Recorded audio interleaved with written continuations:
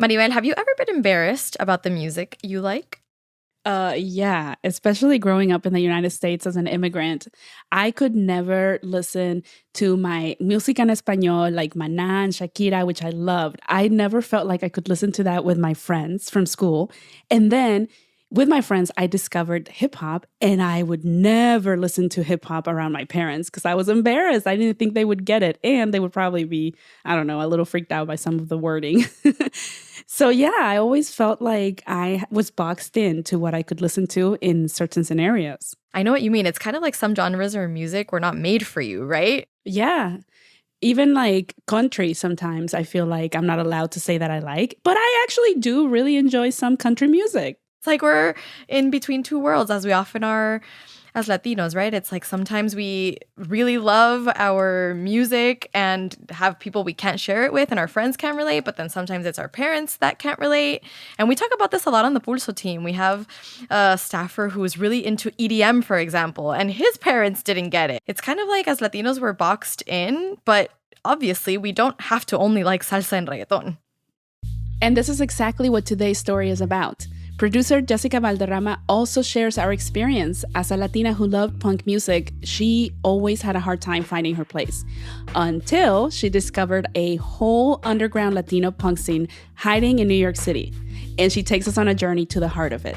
You're listening to the Pulso podcast. We'll be right back.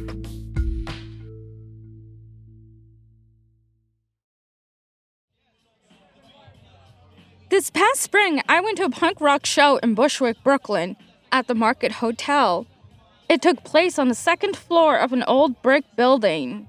A little disco ball hung at the center of the ceiling in the small room.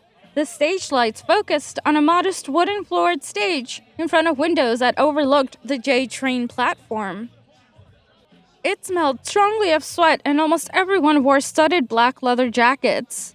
There was a DJ booth at the front, and vendor tables lined the walls. I go to shows like this a lot, but here, something felt very different, and I couldn't quite tell what. I have been going to concerts since I was 15. Nothing else compared for me. Live music meant being immersed in a pool of sounds and sensations. Time and place ceased to exist. I was one with the crowd. I still remember the first show I ever went to, at South Street Seaport. The New York Dolls played outdoors in a cool spring night against the inky backdrop of the Hudson River, as I, a petite 15-year-old, tiptoed to look over the heads of crowdgoers.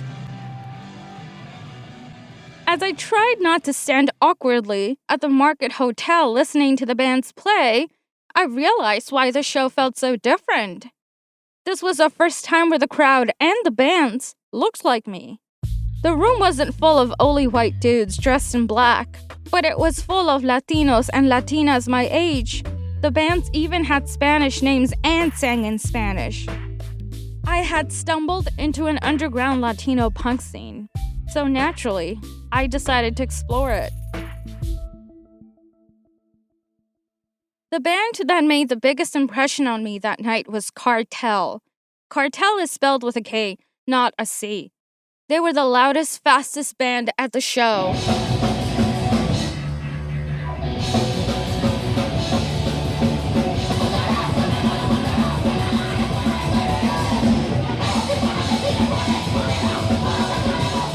I met up with them a few weeks later at another show they played in Ridgewood at Trans Pecos.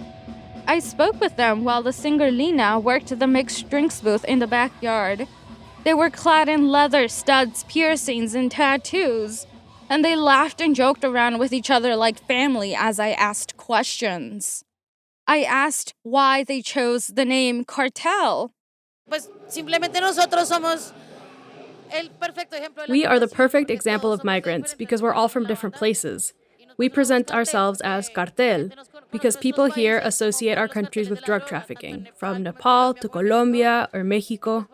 So then we told ourselves, if they're going to associate us with cocaine, let them associate that with our music. And that's why we are Kartel. The members are Mario, Lina, Roman, and two Nepalese musicians who declined to interview. Mario plays the guitar and immigrated from Brazil about a decade ago. Lina is a lead singer and came from Bogota, Colombia 4 years ago, and Roman is a drummer who came from Mexico City 15 years ago. Roman is undocumented, and that is his alias. They talked about bands that inspired them in their countries to start playing. When I asked them, why punk? Lina responded, In Colombia, we sing more about our reality there, about cops, religion, a bunch of stuff. But the reality here is different. We can talk about what happens to us day to day here. The majority of us are immigrants. We've bonded a lot. So punk helps us come together to tell our stories from different points of view. We all have immigration stories. Kartel is one of the most well-known bands in the Latino punk scene on the East Coast. Everyone else I spoke to seemed to know who they were, though this didn't seem to get to their heads at all. I asked them why they came to America. They all looked at one another, waiting for the other to respond. Finally, Lina spoke. It's to get away from something. Fortunately, the punk scene here has made it possible to accomplish the things we've done. Work. Everyone works in cooking, construction, bars, etc. We have a supportive community, and it's been interesting to meet many people from so many places and create our own family. Then another member, Mario, spoke up. I work to send money to my dad and my mom, things we couldn't do in Brazil because of money. Mario is from a favela in Brazil, where people have a monthly average income of $170 according to Rio on Watch. The small neighborhoods are often crime-ridden. The bands in the niche Latino punk scene have day jobs. They work to support themselves, and sometimes their families too, in one of the most expensive cities in the world. Despite this, they still find time to make and play music.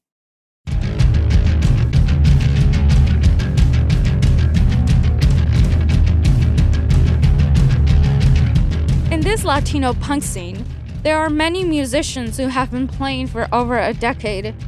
While the bands know each other, they receive little recognition outside of their own circle. Eduardo is a band member of Askeados and La Milagrosa.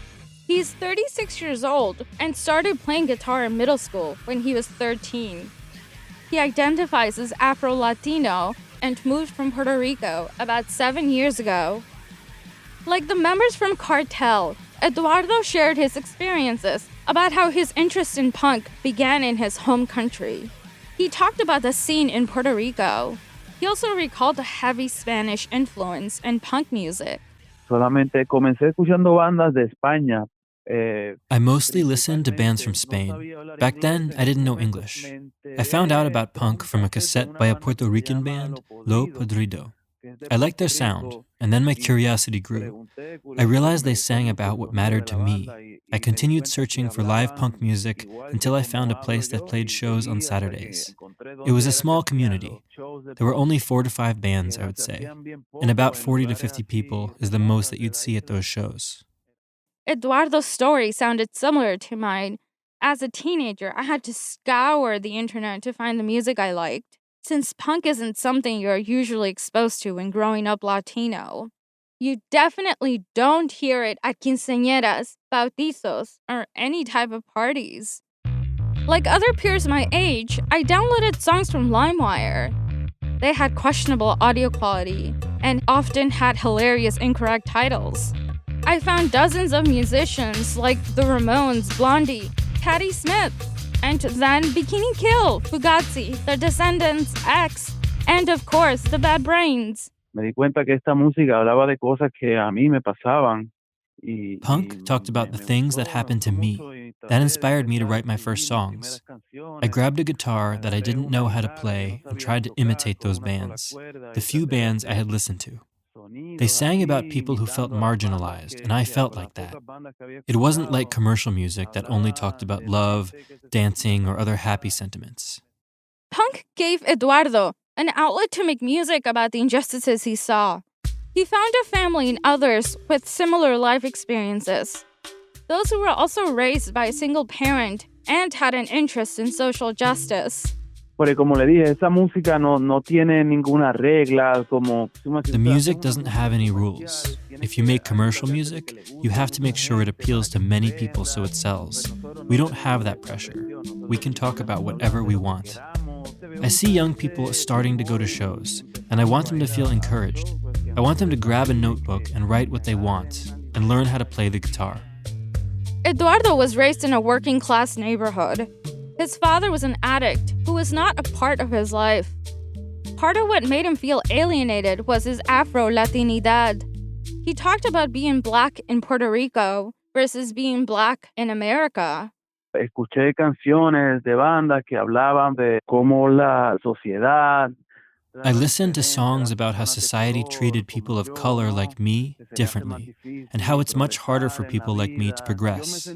I felt prejudice from people in Puerto Rico, but it was here where I truly learned prejudice. I saw people of color were treated unfairly. They were called names. I saw people, not only people of color, but people that were against the undocumented, and I had not seen that before. That night, I also met Marie, who is now a lawyer and organized shows in Bushwick back in 2002. At first, Marie was embarrassed to disclose how long she had been a part of the New York City scene. She was 1 year shy of turning 40 and still knows Latinos who played punk in the area. Since I had just discovered the scene, I asked her what it was like 20 years ago.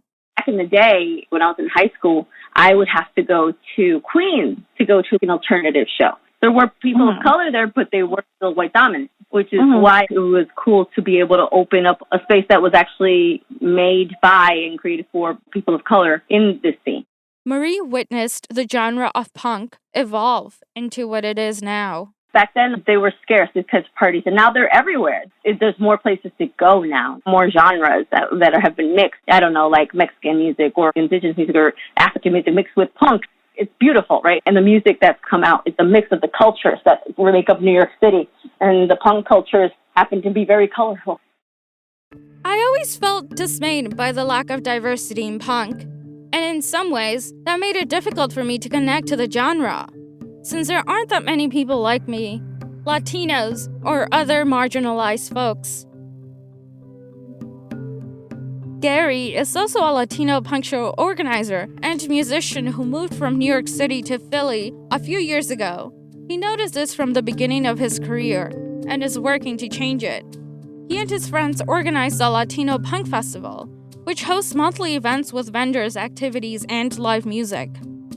For each event, they have a theme to celebrate Latino culture, whether it's Colombia, Ecuador, or Argentina. I've been in the punk rock scene for almost 20 years now, touring all around the world. And like bottom line, metal and punk is pretty much just this suburban white guy thing. Whether you're in South America, Central America, or in Europe, you're still, unfortunately, from the global perspective, kind of having to cater to those people, right? So like people always think, especially Latinos, they think, oh, well, we got to sing in English.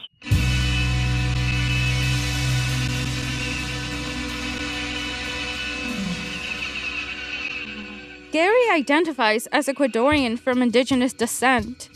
He and his band members from Quelebras combined their traditional music, such as cumbia, folk, and Afro-Latino, with punk to create their own blend. We just started it because there isn't a psychedelic punk cumbia band in Philly. We wanted to do our own version of not trying to be the most punk, but what we think is the most punk. Let's throw a Latin punk band with native dance, and let's throw in like some radical queer shit. The spirit of what we're trying to do is not to see who's dressing in the most studded jackets. We're here to show you that we are the resistance. We as a people would not be here without the fight and the struggle and that kind of radical punk spirit.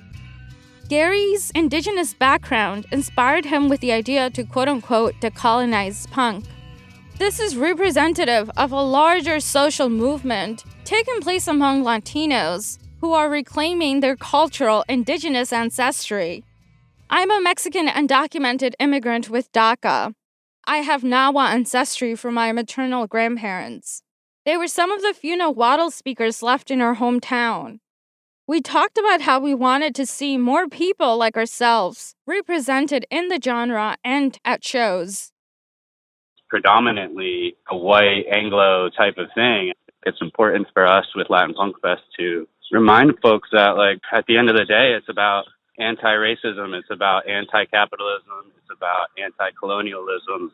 These are all the same basic things that everybody's screaming about in the streets right now. The narrative that we are kind of taking the torch now and saying, like, here's what we want to see. We want to see more women, more trans, more queer punk stuff.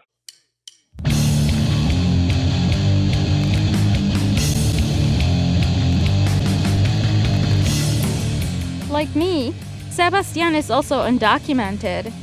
He came here from Mexico 22 years ago and has been a part of the Latino punk scene in New York City for over 10 years. I wanted to know what the scene was like when he started. Not having citizenship impacts every area of your life, your psyche, your way of living and thinking. I asked what role this played in his work. The songs are a form of protest, but they're based on my personal experiences, about things that can happen to every person, like losing a loved one, or brothers who die crossing the border, and things like that. We're lucky to be here, but there are many who don't make it across that border. Sebastian is a member of the band Askeados. In Spanish, it means disgusted. They chose that name to describe how they felt about politics in America. He writes song lyrics and plays a guitar. The punk scene goes back years. There weren't Latino bands back then like there are today. There were few Latino bands, maybe 2 or 3. Sebastian's experience deeply resonated with me. I could relate to Eurocentric punk when it spoke about larger themes of life, such as love and politics, but not when it came to experiences of Latino culture. Punk started as a way to express political concerns back in the 60s and 70s. For Latinos, immigration, assimilation, the struggle for democracy, and indigenous rights are central topics that presently affect our communities. The topic of immigration is for those of us who left our home countries. We miss the families we left behind. Sebastian talked about punk being a form of protest against the injustices our communities face in Latin America and the United States. He worked long hours to be able to make a living. Here,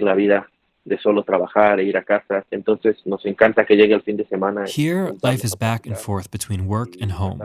We love when the weekend comes because we can get together for band practice, to express what we feel and think musically. That's why we chose punk. It's a music genre with a lot of honesty. Speaking to all of these band members and attending these shows brought me closer to my community. I heard our stories represented in a way I had not heard before. I saw another side of punk I didn't know existed. I saw what punk could be if there was more diversity.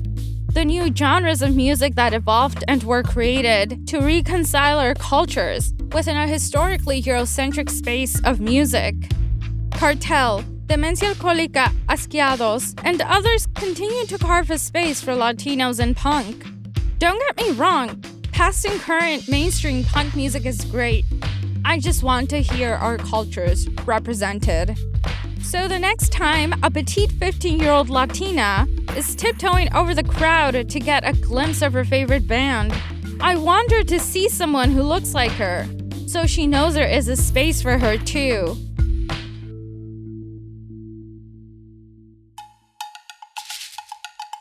You can subscribe to the Pulso Pod wherever you get your podcasts. And if you like what you heard, please leave us a review on Apple Podcasts and tell a friend to give us a listen.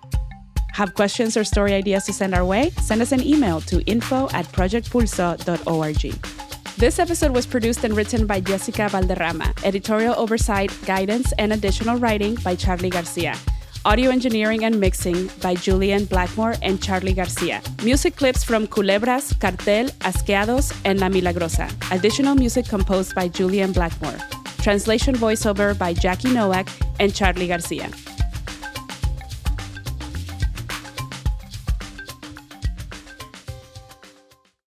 Hey Pulso fam, I want to tell you all about Atlas Lingüe, a Studio 80 podcast about language, culture, and communication. Have you ever wondered what your cat is trying to tell you? Or how Disney Pixar writers craft stories that resonate across numerous languages? Atlas Lingüe host Luis Lopez explores these topics and so much more. It's a show about the confusing, wonderful, and weird world of language, and this season they're diving deep into the language of culture online. They're interviewing content creators from different countries who document their daily lives and cultural backgrounds on YouTube, TikTok, and Instagram. New episodes air every other Monday wherever you get your podcasts. And you can also watch all the interviews on their YouTube channel at 80 Podcasts.